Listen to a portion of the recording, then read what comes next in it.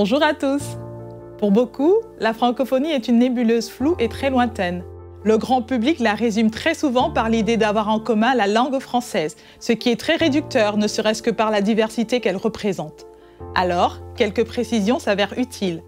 Si la francophonie, ce sont des pays qui ont le français en partage, il est bon de rappeler que notre langue est au 5e rang mondial pour son nombre de locuteurs, soit 274 millions de personnes, dont 55% environ vivent en Afrique. La francophonie regroupe près d'un tiers des États membres de l'ONU et se retrouve sur les 5 continents. Détail intéressant, c'est un protestant français, Onésime Reclus, géographe de métier, qui a employé le terme francophonie le premier vers 1880. Mais la francophonie, c'est aussi l'histoire du réseau Nouvelle Connexion.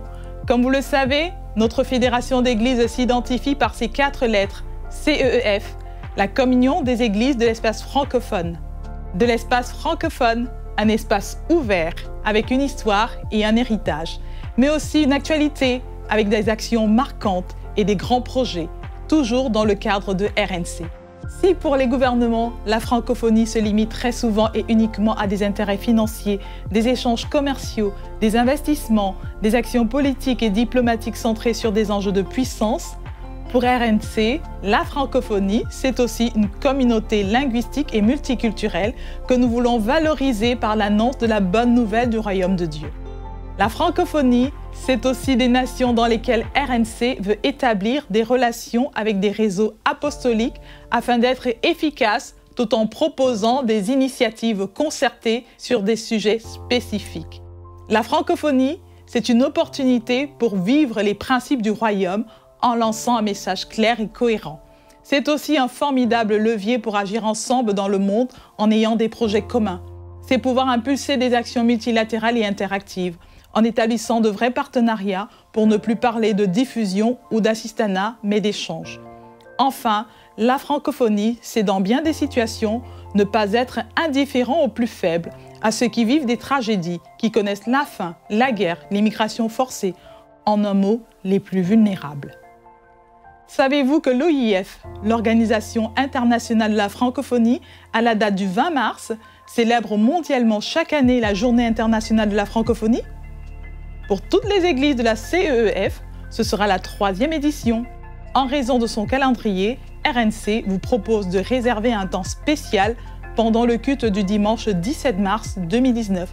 Notez bien la date, le dimanche 17 mars 2019. À cette occasion, vous prendrez connaissance et vous pourrez consulter le document RNC dans la francophonie 2019, ce qui vous permettra d'avoir un regard sur la géopolitique, l'actualité par pays, mais aussi sur les nombreuses interventions de RNC. Ce document vous permettra de découvrir nos avancées et nos défis pour l'année en cours. Si dans votre communauté, plusieurs nations francophones sont représentées, nous vous proposons que cette journée soit festive, en organisant des animations artistiques, des témoignages et pourquoi pas organiser des agapes interculturelles. Le dimanche 17 mars, vous pourrez aussi faire un don en faveur des chrétiens les plus démunis. Ce sera une formidable occasion. Tous ensemble, nous serons un signe d'espérance dans les nations francophones. Pour cela, chaque réseau de RNC vous présentera un projet afin de lutter contre la faim, la pauvreté, l'injustice ou d'autres situations aussi insupportables. Merci d'avance et à très bientôt.